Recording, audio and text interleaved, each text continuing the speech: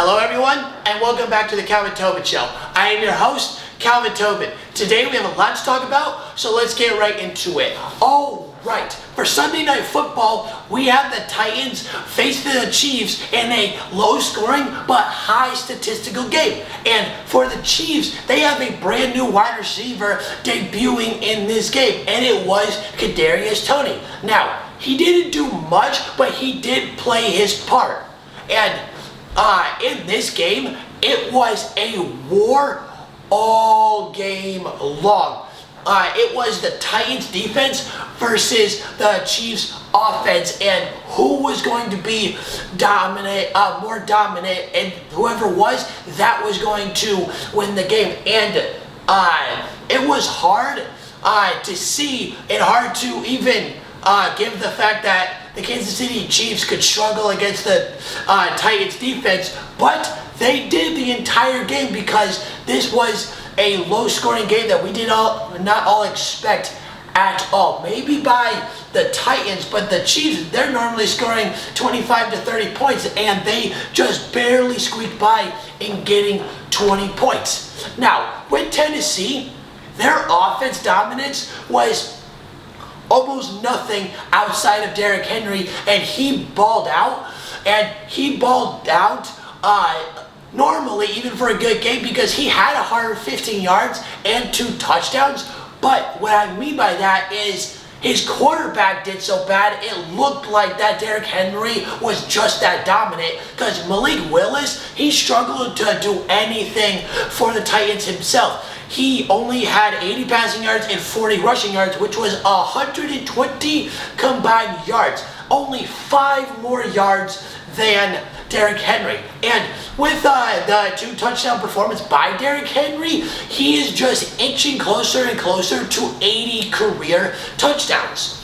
And with that, it just shows you how scary of a career Derrick Henry is going to have, because he's still in the beginning of his career. He's almost, he's practically right in the beginning middle right there, and he has nearly 80 touchdowns right now. And he just broke the all-time lead, and he just broke the record for all-time touchdowns as a Tennessee Titan. So how much more dominance are we going to see Derrick Henry do? And what is it going to be? Is it going to be another 2,000-yard season, or is it going to be more touchdowns scored? Like, what is going to happen? But anyways, with this game, the Titans defense were so dominant, they made Patrick Mahomes look not so magical at all, because the Chiefs did start off quick with 9 points, and it was 9-0 at one point. But after they scored 9 points, it was neutral for them from there until towards the end of the fourth quarter, where they had a drive that was so ridiculous on their way to their second touchdown, because the way that Mahomes was throwing the ball, he was getting yards. He was getting yards because he passed for 446 yards and nearly threw the most passes in one game. He threw 68, but the record is 69 by Vinny Testaverde. But with that, towards the end of the game, on this drive, on their way to their second touchdown, Travis Kelce and Noah Gray and a bunch of other receivers were helping Patrick Mahomes out, because they were practically forcing themselves to move the sticks to get up to that second touchdown. And Patrick Mahomes is so great when it comes to clutch time. He was able to go for a 2-point conversion himself to tie it up, to force the game into overtime, and then the Chiefs eventually got a game-winning field goal to win the game 20-17, and that improved their record to 6-2, tying the Bills at 6-2 as the second best record in football. Now, baseball is officially over, and guess who is the champion? It's none other than the Houston Astros. They are the 2022 World Series champions, and they won the series in 6 games, and they beat the Philadelphia Phillies 4-1 in Game 6. Now, what happened in that Game 6, all 5 runs were scored in the 6th inning. Kyle Schwarber hit a bomb, and then in the top of the 6th inning, and then at the bottom of the 6th inning, Jordan Alvarez hit a 3-run bomb, and then Christian Vasquez hit an RBI single to make it 4-1, which eventually ended up being the final score for the Astros to win the series in 6 games. And this World Series was one of the best World Series that we could ever watch. It was unbelievably electrifying because of how much history went into this game. Game 1, the Phillies had a 5-run World Series comeback to win 6-5. And in Game 3, they hit the most. They tied the record for most home runs hit in a single World Series game with 5. And then in Game 4, there ended up being a combined no-hitter, which was the 2nd time ever done in World Series history. And the Phillies also, they struck out the Astros 71 times, which is an all-time record for an entire World Series. Like this was a very rare sight for playoff baseball, because this was a kind of World Series where you could actually be glued to your seat and wait on what's going to happen. And what happened was historical and unbelievable to watch. And now the Houston Astros are the 2022 World Series champions, and they are now true champions. And Dusty Baker finally won his first World Series. Now, baseball just ended, but college basketball is just beginning, because day 1 of college basketball starts tonight at 6 p.m. Eastern Time. And we already had one game today, and it was a top 5 team playing, and it was Baylor, as they are ranked 5 to start out the year. They played Mississippi Valley State. They destroyed them 117-53, and the leading scorer of the whole game was their player Adam Flagler with 21. Now, going into the 2022-2023 season, there are a few things to look for. Is what is North Carolina going to show us, and what do they have in the tank after falling short 3 points in the national championship, and they are ranked number 1 to start off the year. And the other thing is Duke. How is Duke going to look as an organization and as a basketball team now that Coach K is gone? And it's going to feel so weird because Coach K is gone, because he was there for 42 years. That's Coach K's team. That is Coach K's school. And now that he's gone, who knows if Duke is going to be able to be as dominant or continue dominant, because since that Coach K is gone. And the other thing, and this is actually probably the most important thing of this year, because it's really big. Over the last few years, we have had 3 legendary college basketball head coaches retire. We have had North Carolina's former head coach, Roy Williams. We've had Coach K, and now we've had Jay Wright.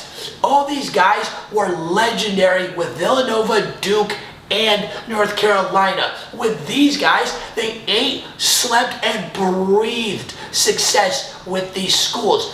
And the fact that they are now gone, the difference in high standards is about to change dramatically on who to expect to be consistently good year after year. Could it be Arizona? Could it be Baylor? Could it be UCLA? Could it be Kentucky? Who is it going to be? Who is going to be that next consistent champion? Who's going to win like every 3 to 6 years to be for an NCAA champion? Who is going to be the next legendary head coach? Mark Few is right there, but he was in a championship a couple years ago against Baylor, but that was one of the greatest college basketball teams we could ever watch, especially defensively, because Baylor destroyed Gonzaga by nearly 20 points. So, when is Mark Few going to be able to finally hit the buzzer and get that national championship? Well, and with that coming into this season, this is all what we got to expect, and now we just gotta wait and see how everything is going to unfold. And this weekend of college football unfolded so dramatically. It was so insane. And what has happened this year in college football might be one of the greatest college football seasons we could ever witness, just based on what has happened. Because we had three shocking games. We had Georgia smacked Tennessee, but when you have one of the worst pass defenses in the country, you're not a true number one team. And Georgia ended up smacking them 27-13. It would really be 27-6, but Tennessee actually got lucky at the end of the game, being able to score another touchdown. But at that point, Georgia wasn't as trying as they were for the rest of the game. Another one was Alabama versus LSU. It had one of the craziest finishes all year long. 31 points were scored in the final 5 minutes and overtime of this game. And LSU is ranked 10, but they have beaten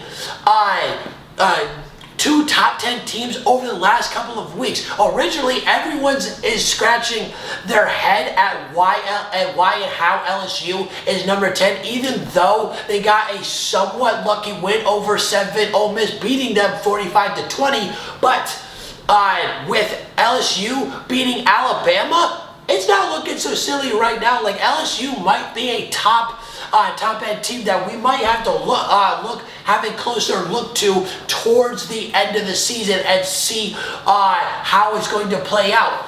Because right now in the SEC, the SEC championship matchup is actually going to be Georgia versus LSU, and no one saw that coming. Not one. Now, the final game that was the most craziest game probably all year. Yeah, there was a couple close games that were wire to wire throughout weeks of college football, but none were like this game. We had Patrick Mahomes versus Baker Mayfield, Texas Tech versus Oklahoma 2.0. We had SMU play Houston, and SMU ended up winning this game, and you are not ready for this score. The score ended up being 77-63. Nope, I'm not kidding. 77-63. No, this isn't Madden. This isn't NCAA 14. This was real life. 77-63. And this also isn't college basketball. This is college football. 1,352 total yards between the teams, and you are definitely not ready to hear this one. 20 touchdowns were scored in this game. 20. This is pure NCAA 14 when you're playing against your boy and you guys are just balling and there's no such thing as defense. And speaking of defense for that game, I'm pretty sure that defense actually forgot that they had a game that week, and they probably thought it was a bye week because of the defense being so non-existent in that game. Now, with the SEC championship, Georgia versus LSU. LSU playing Alabama Nick Saban hasn't been the guy this year with Alabama. It's one of his worst years, most likely his worst coaching year in the 15 years that he's been with Alabama, even out of all the 6 championships that he has won, because he originally, at the beginning of the year, had like a 60% chance to win the national championship or to even enter the college football playoff. Now it's down to 16%. Like, this was not Alabama's year, because one, they lost to Tennessee, which was a great close game. Same thing with LSU, and they nearly lost to Texas, but they probably would have lost if freshman Quinn Ewers did not get injured, because Texas nearly won that game without him as well, because it was 20-19. Like, how is Nick Saban going to look for the rest of the year? Because now the SEC championship is out of the question. Now he's just got to focus on who he is going to play in a bowl game.